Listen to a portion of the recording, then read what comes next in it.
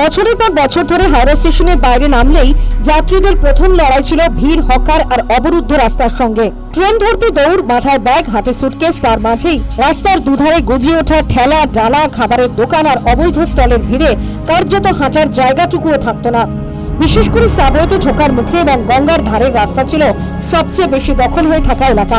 কিন্তু শনিবার রাতের পর সেই চেনা ছবিটাই একেবারে বদলে গেল। শনিবার রাতেই হাওড়া স্টেশন চত্বর হকার মুক্ত করা হয়।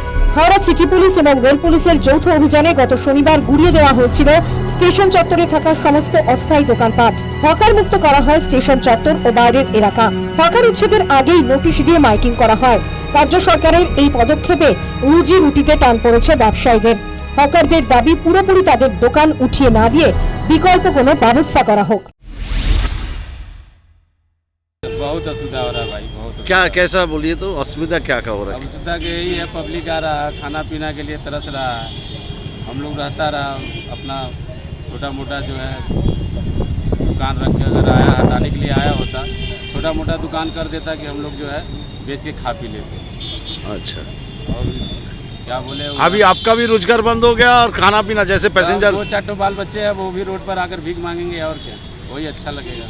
বহুত পুরনো থেকে এখান থেকে হকারি করতে এসেছি। আর আমরা এখন কোথায় যাবো, কি খাবো? কিসের দোকান ছিল আপনার? আমাদের ফলের দোকান ছিল। আচ্ছা, অনেক জন লোকের খাবার দোকান ছিল। এখন মানুষ যে যাচ্ছে না খেয়ে মরছে। রেস্টুরেন্টে যাবে 200-300 টাকা দিয়ে খাবে, এখানে 20-50 টাকার মধ্যে পেট ভরে নিয়ে। এখন তো সবারই অসুবিধা হচ্ছে। আমাদের একটা কথা আছে যে আমাদের একটু ছোট ছোট কোনো একটা জায়গা থেকে লাগাই। বহু শর্টকাটে একটাই বলবো যে পরিষ্কার ভালোই হয়েছে। আচ্ছা, তাছাড়া একটা দুঃখ যে গরিব মানুষ করে খাচ্ছিল। রবিবার সকাল থেকেই বদলে যাওয়া হাওড়া স্টেশন চত্বর দেখে অনেকটাই স্বস্তিতে সাধারণ যাত্রীরা। যেখানে এতদিন জনসাধারণের চলা দায় ছিল, সেখানে এখন অনেকটাই খোলা রাস্তা। একদিকে হকারদের বক্তব্য, যারা এখানে ব্যবসা করে খাচ্ছিলেন 30-35-20 বছর ধরে, তারা বলছেন যে একটা বিকল্প কিছু ব্যবস্থা হোক, নিদেন পক্ষে ছোটোখাটো কিছু একটা জায়গা দেওয়া হোক। একদিকে যেমন পরিষেবা তারা দিচ্ছেন, তাদের রুজির বিষয়টা রয়েছে, পাশাপাশি প্যাসেঞ্জাররাও যাতে যাতায়াত করতে পারেন সেদিকটাও তারা নজরে রেখেছিলেন, আগামী দিনেও রাখবেন। এই দিকটা ভেবে করলেই বোধহয় ভালো হতো, এমন প্রশ্নই উঠছে হকারদের পক্ষ থেকে।